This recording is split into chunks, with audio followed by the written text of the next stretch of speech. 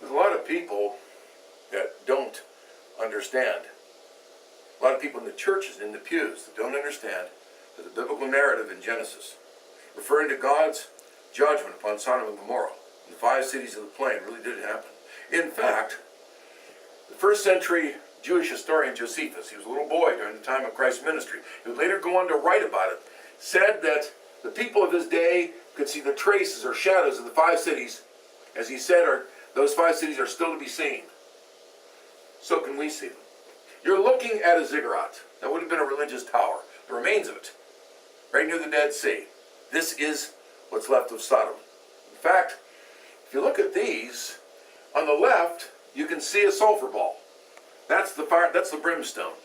The fire and brimstone. These were blazing hot, and the only trajectory that makes any sense, because there's millions of them in the air. It's like someone sat in a cloud and machine gunned the area, because there are millions of these. Some of them, however, still remain, as you can see.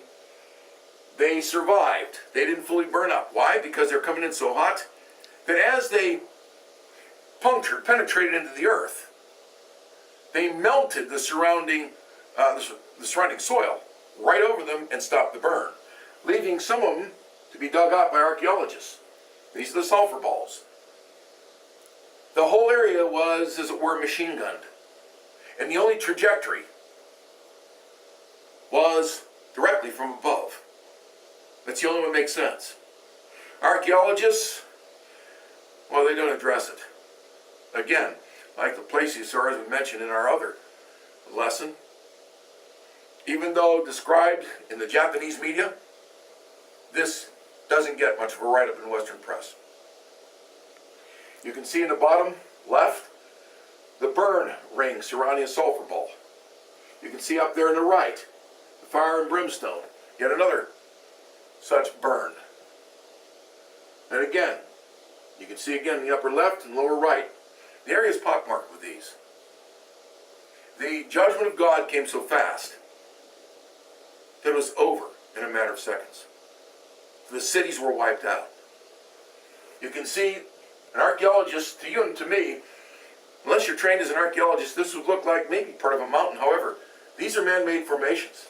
They're parts of cities, ziggurats, sphinxes, windows, arched doorways. You can see the 90-degree angles on these. That's not natural.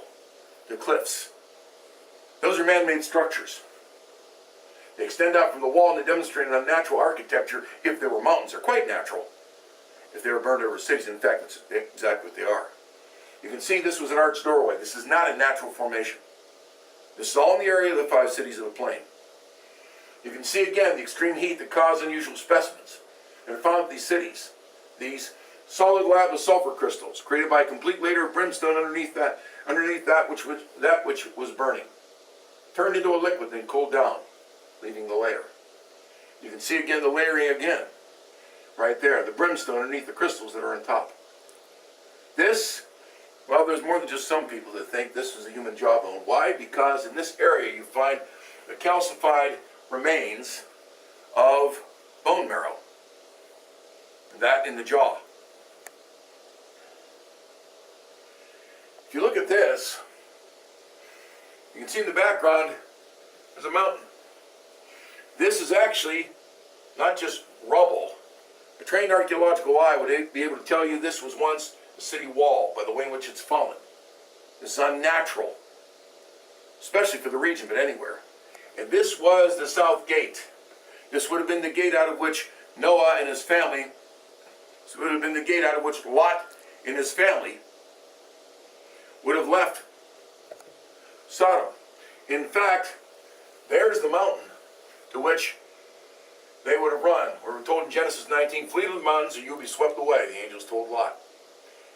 Somewhere between this gate and that mountain, Lot's wife turned around and perished. You're looking at a photo of the area of Sodom's walls and the south gate. Now imagine young people being confronted with the evidence. It's no longer a matter of Sunday school literature, of things that they can contest, of mere beliefs or the suspected beliefs of parents and church. Now they're going to contend with the authorities, the scientific authorities in this case, archaeological, linguistic, historical. as do we all.